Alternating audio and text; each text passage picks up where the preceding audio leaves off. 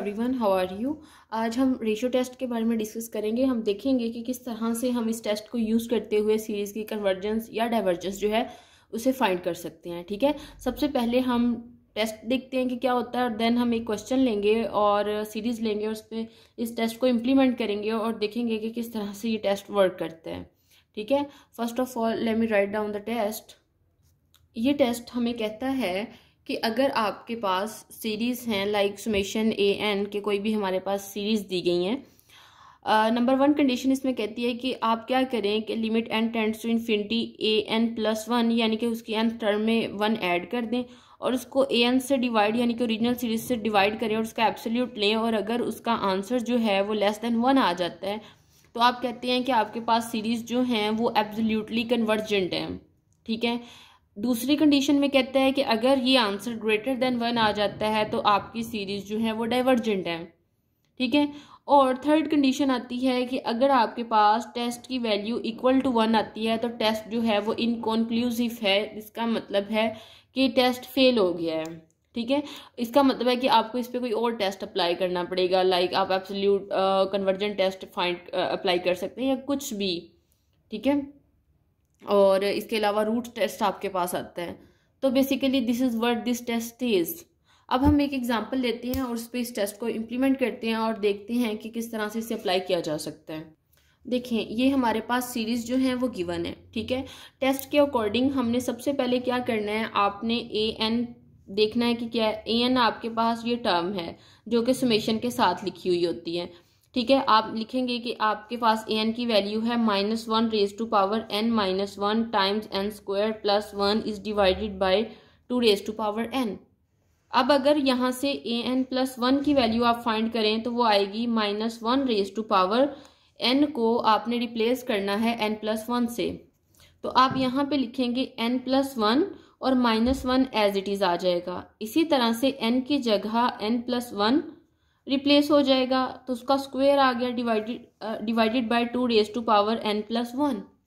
ठीक है, ये आपके पास ए एन प्लस वन की भी वैल्यू आ गई, ए एन की भी वैल्यू आ गई। अब आप क्या करें, इसको सब्सटीट्यूट कर दें यहाँ पे। ठीक है, आप लें इसकी लिमिट लें, limit n tends to infinity a n plus one की value that means minus one raise to power one, one से कैंसल आउट तो n plus one square plus one divided by two raise to power n plus one. Obviously इस term ने divide होना है ए n plus one से, तो ये reciprocal में two raise to power n ऊपर चला जाएगा और ये डिवाइड में आ जाएगी minus one raise to power n minus one n square plus one. ठीक है, और इसकी एब्सोल्यूट वैल्यू।